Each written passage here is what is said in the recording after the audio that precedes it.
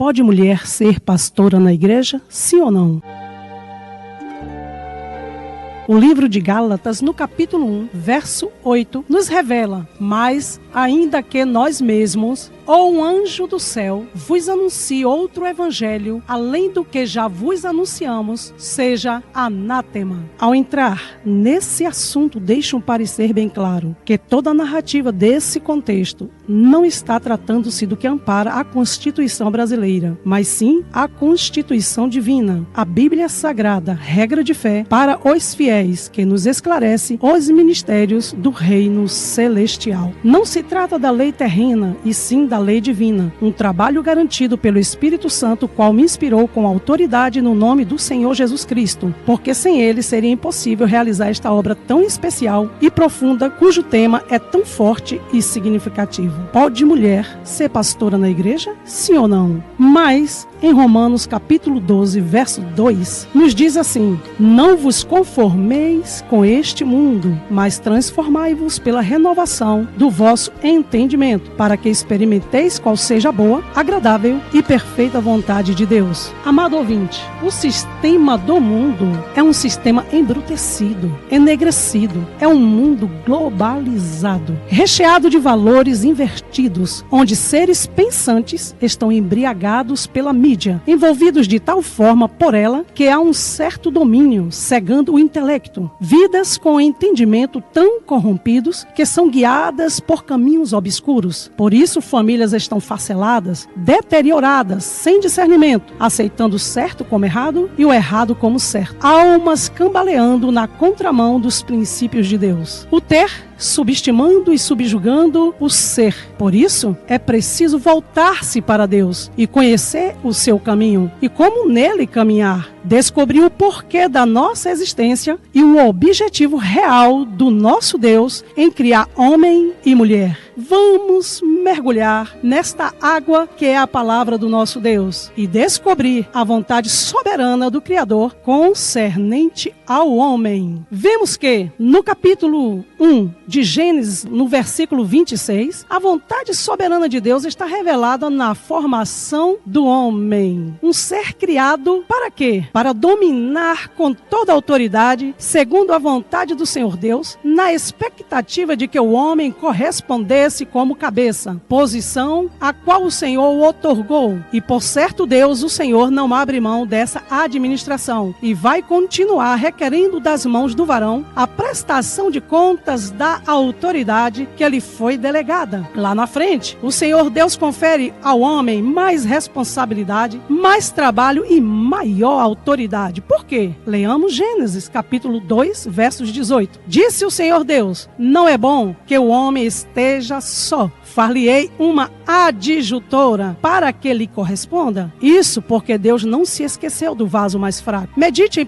Pedro, capítulo 3, verso 7. Porque nessa passagem contemplamos o carinho, o cuidado, o amor, a honra e dedicação que o Todo-Poderoso teve e tem para com a mulher que por ele fora formada. Acredito que Deus não tirou da cabeça do homem o osso para a formação da mulher, para que ela não entendesse que seria superior ao homem no que diz respeito à autoridade espiritual e posição diante de Deus. Creio que também não foi o osso dos pés, para que ela não fosse subjugada e por ele menosprezada e desonrada pela falta de entendimento do plano divino para ambos, pois a mulher foi formada em honra e amor para uma finalidade, e Deus o Pai a honrou sobremaneira, dando-a um título honroso, adjutora. Por favor, entenda isto. Vamos mergulhar mais uma vez nesta água profunda e viva que é a palavra do Senhor. Deus, em sua infinita sabedoria, tirou da costela do homem, da sua lateral, o osso para a formação da mulher, para que entendamos o que significa companheirismo, concordância, unidade, andando lado a lado num só espírito. É bom entender que a costela fica bem próxima do coração, para que a mulher fosse pelo homem amada, e debaixo dos seus braços,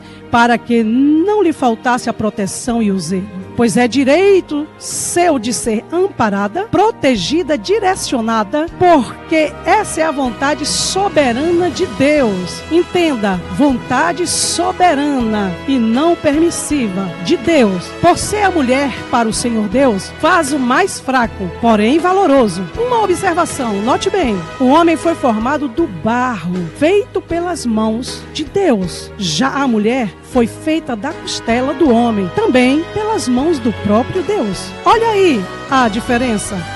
Formado do barro, o outro da costela. Que Deus tomou de quem? Do próprio homem. Depois da mulher formada, Deus a apresentou ao homem que fora formado por ele. O homem imediatamente usou de sua autoridade e posição, dizendo: esta é agora osso dos meus ossos. Ela será chamada mulher, pois do homem foi tomada. Entendo aqui que a mulher foi feita para o homem e não o homem para a mulher. Mas a mulher foi criada por Deus para o homem.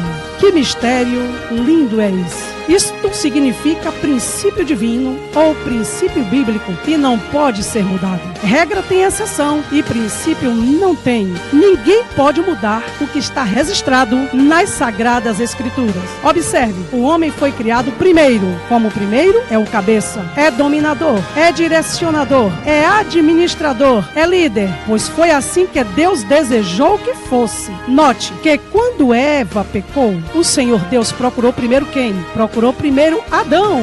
Para quê? Para prestação de contas, e sempre será com o líder homem que Deus vai tratar. Isso é questão de princípio, não pode ser mudado. É ordem divina. Entenda, Hebreus 5:4 diz assim: ninguém pode tomar essa honra para si, senão Arão. Se fizer diferente, fere a palavra, não é mesmo? Abra a Bíblia em 1 Pedro 3:7, medite. Para Deus, mulher é vaso mais fraco, e sempre será, até Jesus voltar. Precisamos considerar e respeitar o sentimento e a revelação de Deus nosso Senhor. Vaso fraco, sim, porém dotada de inteligência e capacidade dada pelo seu Criador para cumprir bem com o seu papel de ajudadora na expansão do reino de Deus. Afinal, o seu título é adjutora. Mulher virtuosa, quem a achará? O seu valor muito excede o de rubis. Provérbios 31:10. Ser submissa não é tarefa fácil, por isso só as virtuosas conseguem. Vejamos exemplos de mulheres virtuosas na Bíblia. Juízes capítulo 4, verso 4. Deus fizera de Débora profetisa e juíza, uma mulher com extrema capacidade intelectual, porém submissa, pois reconhecia sua verdadeira identidade, vaso fraco, e posição, adjutora. Não conhecia precipitação, pois ouvia a voz de Deus e obedecia por ser mulher temente espiritual, agindo sempre com sabedoria e maturidade, desempenhando o seu papel com muita humildade, julgando um tão grande povo. Em Juízes capítulo 4, verso 6, a ordem de Deus aqui foi dada para o líder Baraque, e que Deus apenas usara a boca da sua serva para transmitir a mensagem profética, e Débora, virtuosa e humilde suficiente para entender e não tomar tal honra para si. Em Provérbios 15:33, Deus revela que a humildade precede a honra. Deus a exaltou sobremaneira, porque viu no coração da Débora a humildade, se contentando com sua posição dada pelo Trino Deus. Vejamos que nos versículos 8 e 9 do capítulo 4 de Juízes, esta mulher virtuosa, apesar da sua posição de juíza, revela-se como companheira solidária, mulher submissa, e assim cooperou com a obra de Deus na vontade soberana do Senhor. E lá na frente, cantou o hino da vitória, feliz porque contemplara a glória de Deus. Em o Novo Testamento, no livro de São Mateus, capítulo 24:35, a palavra de Deus nos revela que o céu e a terra passarão, mas as minhas palavras não hão de passar. O nosso Deus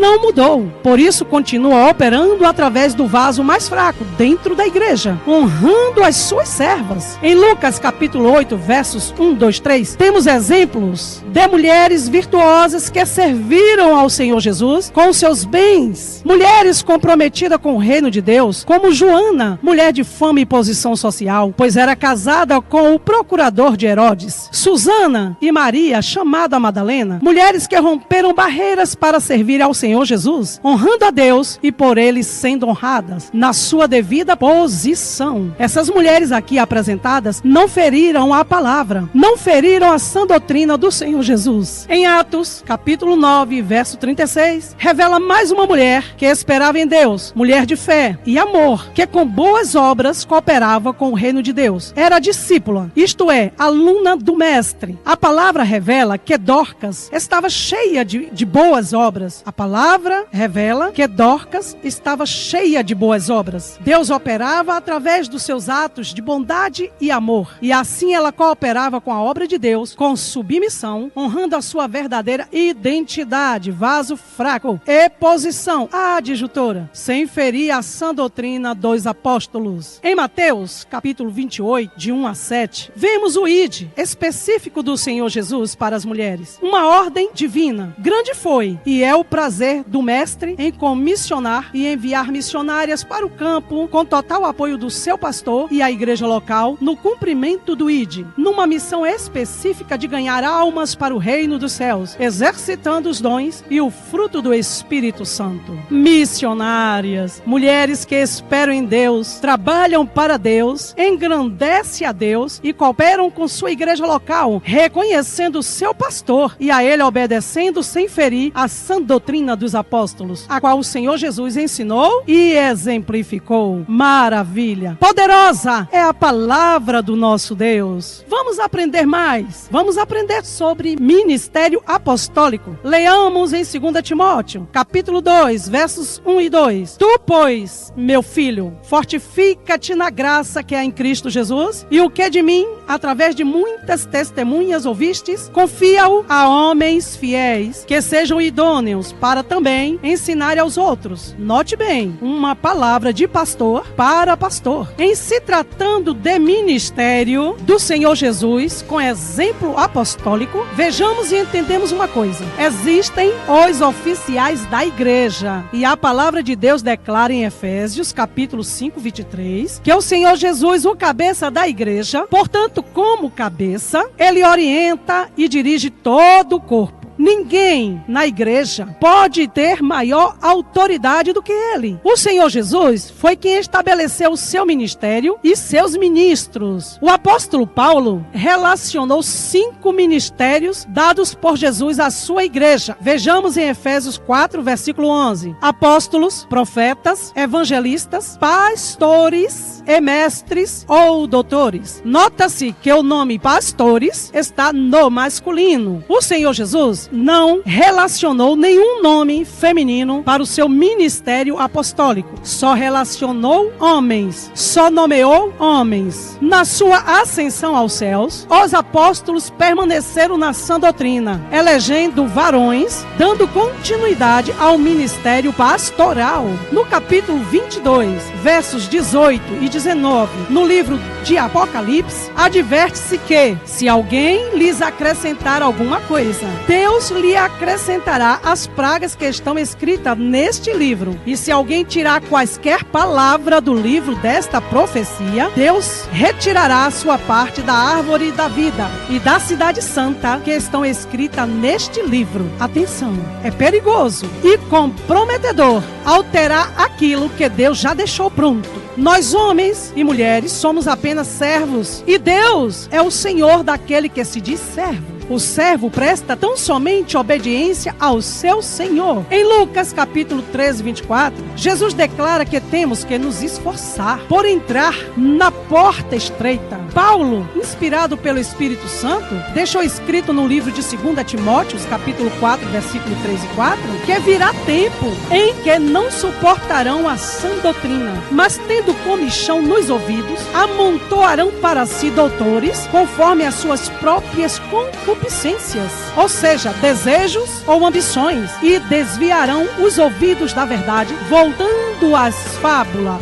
vemos que em Gênesis capítulo 29 a 31, certa mulher que pastoreava ovelhas do seu pai, homem idólatra, trapaceiro, enganador, mentiroso e avarento, pai sem afeto por sua filha, dando para ela um trabalho duro, colocando-a numa situação difícil e cruel. Entretanto, não obstante, sua posição não prevaleceu, pois Deus interveio em favor desta mulher, pois a misericórdia de Deus não tem fim. Deus promoveu a chegada de quem? A chegada de um varão para exercer a tal função. E assim, nas mãos do pastor Jacó, aquele rebanho prosperaram sobremaneira, pois Deus era com este homem para desempenhar aquele trabalho tão árduo. Leamos em Oséias capítulo 12, versículos 3, 4 e 5. No ventre pegou do calcanhar do seu irmão, e pela sua força como príncipe se houve com Deus. Como príncipe lutou com o anjo e prevaleceu. Chorou e lhe suplicou. Em Betel o achou e falou com ele ali. Sim, com o Senhor, o Deus dos exércitos. O Senhor é o seu nome. Nota-se que Deus falou com Jacó e não com Raquel. E que na vontade soberana de Deus, Raquel assume seu verdadeiro papel de esposa do pastor Jacó. Assumiu sua verdadeira identidade e posição de adjutora, auxiliadora. Porém, não foi ela exemplo de mulher virtuosa. Suas atitudes, seu comportamento, enfim, seu perfil foi contrário às santas mulheres que serviram e esperavam no Deus de Abraão. Vejamos a sua personalidade em Gênesis capítulo 30 e 31, que por ser Raquel estéril, teve inveja da sua irmã. Ao invés de jejuar e orar, fazia diferente da palavra e o tempo todo disputava com sua irmã. O mesmo homem, ao mesmo tempo, abria mão de sua serva para dormir com seu marido, a fim de lhe dar filhos, pois concorria com sua irmã e rival. Lá na frente, Raquel desejou comer as mandrágoras do filho de sua irmã. Esta negou-lhe, mas o seu desejo pelas mandrágoras foi mais forte do que seu sentimento pelo seu marido, ao ponto de negociá-lo, alugando por uma noite e sua irmã e rival. Está no capítulo 30, verso 15 e 16. Mais adiante, no capítulo 31, no versículo 19 a seguir, Raquel agora resolve roubar os ídolos de seu pai Labão. Em seguida, mente, negando-lhe o furto. E por ela roubar e mentir, houve contenda entre seu pai e seu marido. A Bíblia não revela que esta mulher confessou o seu pecado e se arrependeu. Seu marido Jacó havia profetizado a sua morte sem ter conhecimento e nem sequer imaginou que a sua amada fora responsável pela tal atitude. Em Gênesis capítulo 31, 32, Jacó falou para Labão, seu sogro, que ele procurasse os ídolos e com quem estivesse os seus deuses, que essa pessoa não vivesse, sim morresse.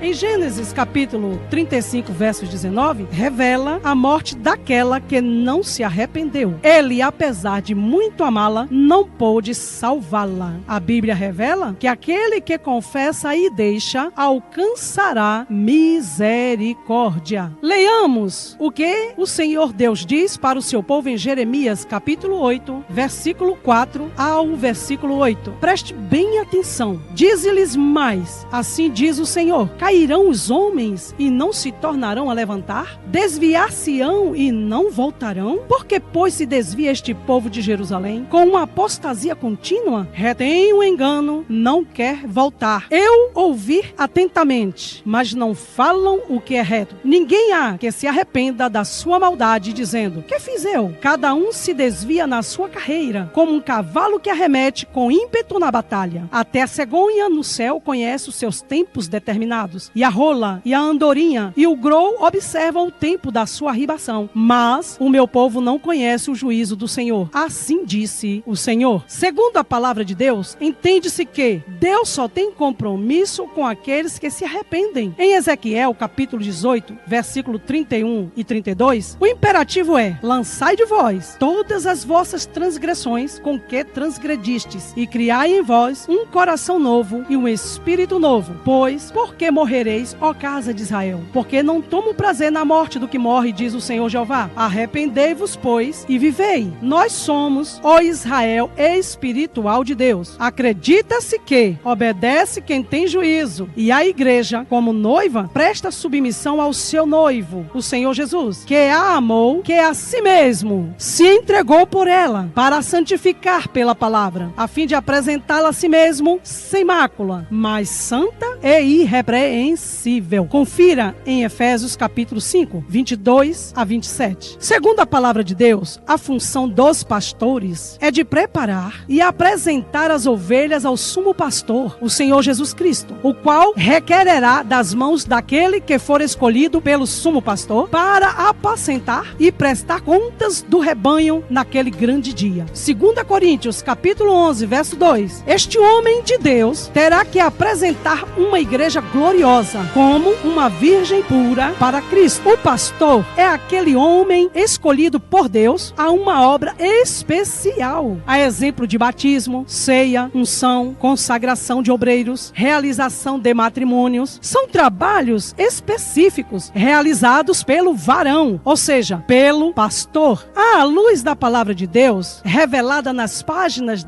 das Escrituras Sagradas, entende-se que não devo ser pastora porque o meu marido é um pastor. Não devo ser pastora só porque alguém viu em mim talento para tal. Não devo ser pastora só porque o direito é igual pela Constituição do meu país. Não devo ser pastora só porque prego o evangelho muito bem, sou eloquente e ganho muitas almas. Não devo ser pastora só porque sou universitária e fiz teologia. Não devo ser pastora só porque tudo que faço dá certo. Não devo ser pastora porque houve visões, revelações ou profecias neste sentido, ou até mesmo porque sou um vaso de poder e tive visões de anjos e sonhos ditos revelados. Não devo ser pastora só porque o homem de Deus perdeu a visão do reino e quer me ungir a pastora, ou porque o mesmo fracassou na sua caminhada, ou porque faz a obra relaxadamente e tenho que substituí-lo. Não. Por que eu não devo ser pastora? Porque eu não posso. Não posso por quê? Porque a palavra de Deus me proíbe. Proíbe por quê? Porque segundo as Escrituras, como já observamos, não podemos anunciar um outro evangelho. À luz da palavra, entendo que pastora não existe para Deus. A Bíblia não revela mulher no ministério apostólico. O Senhor Jesus comissionou 12 varões que foram os apóstolos e dentre esses ele falou especialmente e especificamente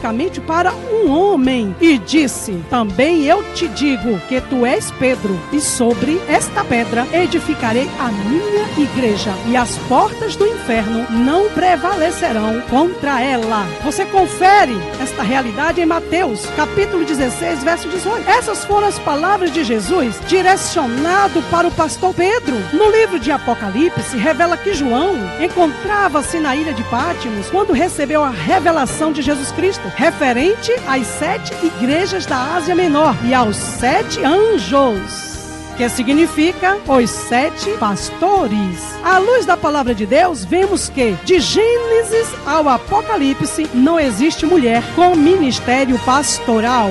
Confira Apocalipse capítulos 1, 2 e 3. Medite, reflita nesta realidade espiritual. Por isso, a Bíblia nos adverte: e conhecereis a verdade, e a verdade vos libertará. Diz mais o Senhor: conheçamos e prossigamos em conhecer ao Senhor nosso Deus, porque se examinarmos as Sagradas Escrituras, não iremos errar o caminho. Por isso, agradeço ao Deus Todo-Poderoso por ter aberto os meus olhos espirituais, aclarado o meu entendimento e me despertado para examinar com diligência as Sagradas Escrituras e assim obter a revelação divina em relação ao ministério do Senhor Jesus e a verdadeira função e posição das mulheres no corpo de Cristo e na igreja local, à luz da palavra da verdade. Ao Senhor Jesus pertence a honra, o louvor, a glória, o domínio e o poder para sempre. Ele é o caminho, a verdade e a vida.